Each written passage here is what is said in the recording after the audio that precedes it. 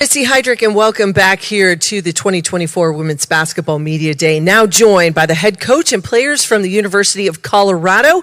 Picked 9th in this year's preseason poll. They were 24-10 overall a year ago, 11-7 in the Pac-12, and 2 straight NCAA Sweet 16 appearances on the resume. Head coach J.R. Payne with grad student guard Frida Foreman, senior guard Kendall Wetta, and grad student forward Lior Garzone. Welcome to all of you. And Coach, welcome to Kansas City and to Colorado. I say welcome back to the Big 12, which is probably a running joke with some people around your area. You've had one of the steadiest trajectories, I think, of a rebuild in women's college basketball over the last few years. Back-to-back now Sweet 16 appearances. How do you take that momentum and build off it as you look at this new challenge of going into the Big 12? Well, thank you. It's been a blessing to be able to be at Colorado the past 8 years and to be able to have young women like this in our program to help us elevate to where we are. So now the plan is just to keep us, where we've been and continue to get better and better every single year that we take the floor. We place a really big priority on just being present in today. We say, be where your feet are. And so really we don't have like these lofty goals of, we got to be in the Elite Eight next year. We just want to be great today. And we feel like that mindset really allows us to be great each and every day and allows us to continue to grow our program. Your roster looks different than it did a year ago, which is really the case for most coaches across the country. It's nothing new, that is for sure, but you do have some key returners and a lot of newcomers. What were some of those pieces that you said, okay, these are some of the holes we got to fill, the things we want to address, thinking about moving into the Big 12? Yeah, I think, in this day and age, and the style that we play, and in this day and age of women's college basketball, versatility reigns supreme. And so we really wanted to recruit players that could play different positions, could play multiple positions, like to defend. We've always been a defensive-minded team. So we want players that can score the ball, certainly, but we also wanted players that love to defend. And I think our staff did a really great job of being able to blend the veterans that we knew were coming back with some key pieces that we believed could help us move forward. Well, let's talk to a couple of those veterans. We'll start with grad student Frida Foreman. She was a 2024 All Pac-12 honorable mention selection, set the single season Colorado record with 82 made threes last year. This is your 5th year now, Colorado, and playing for Coach Payne.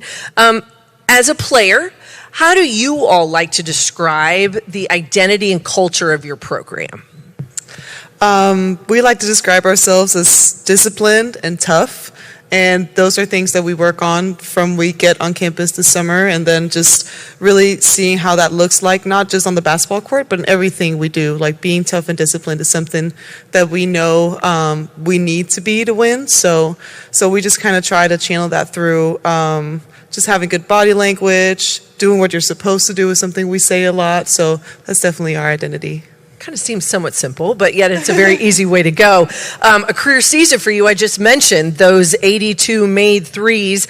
What is it about this system at Colorado that gives you such freedom as a shooter?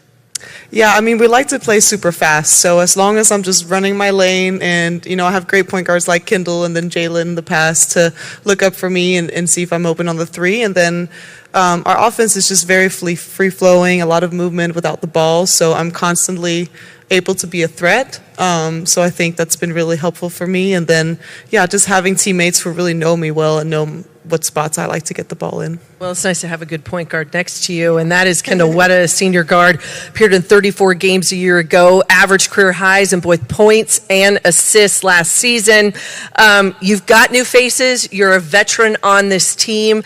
I like to say point guards are kind of like quarterbacks. You got to do a little bit of everything and get people where they need to be. Talk about your leadership style on and off the floor, because I think that's incredibly important, especially when you have so many newcomers. Yeah, I would say prior to this year, I was a very lead by example person and teammate. And this year I had a lot of talks with Coach Jay about how I need to step up and be more of a vocal leader. And so I've definitely been trying to grow in that area over the summer and then the preseason. So definitely trying to fill those holes that we need here. And then I would say off the court, I definitely value my academics a whole lot, and so just really trying to set the example off the court of what we should be doing for the rest of the team. the off season is a time where you figure out some of those nuances for yourself. It's not only things you might have to do as a leader, but then you have to dress your own game. So what were some of the things you focused on, conversation with coach and her staff about what you needed to improve on, where you need to take your game for this next season? Yeah, alongside with being more of a vocal leader, I would say definitely focusing on my offensive game a whole lot more. I've always been a very defensive-minded player, and that's come very naturally to me. But this year, losing a lot of our veterans and seniors from last year, definitely contributing more on the offensive side. All right, Lior, you are a graduate student forward. You spent 2 years at Villanova and then 2 years at Oklahoma State, where you were one of the top 5 in OSU program history in made threes. You know this league. You understand it a little bit. You've been around the block. What advice would you give to some of the newcomers on your roster who haven't been around the Big 12? What do you think and have them ready for what they should expect? I think I always tell them like Big 12 is like something different, especially like physical. It's very, very physical conference. And I think we work very hard every day. We don't waste any time, especially with like a lot of newcomers. Even me, I need to learn the system. You know, I've been in the Big 12, but I've been like 3 months in Colorado. So even for me, I don't have time to waste. So just like be ready every day. Preparation is key, there's no doubt. I will open it up to any questions here from the media out, and we'll start over here with Blair. Hi, Blair Kirchhoff with the Kansas City Star. For the players, and Missy, I'll let you direct traffic. With the growing popularity of women's basketball, I'm wondering how you all have personally experienced that. Whether it's NIL or just other opportunities, how have you experienced the growing popularity of women's basketball? Frida, why don't you go ahead? You can start. Yeah, I think first of all we had the first sellout crowd in our arena for how many years? I don't know, 20 years? Many years. Many years. So I think just really increased just like engagement and being recognized on campus, stuff like that, that I've seen in my now almost 5 years at Colorado has been really cool to just see how fans have really rallied around women's basketball. Kendall? Yeah, definitely what Frida's talking about. Definitely a lot more engagement, and Boulder's a very strong like sports community, and so people really do want to rally around us and support us. But with that, I think comes some cool opportunities just to get involved in your local community and businesses, and definitely opens a lot of doors on that front. Lior?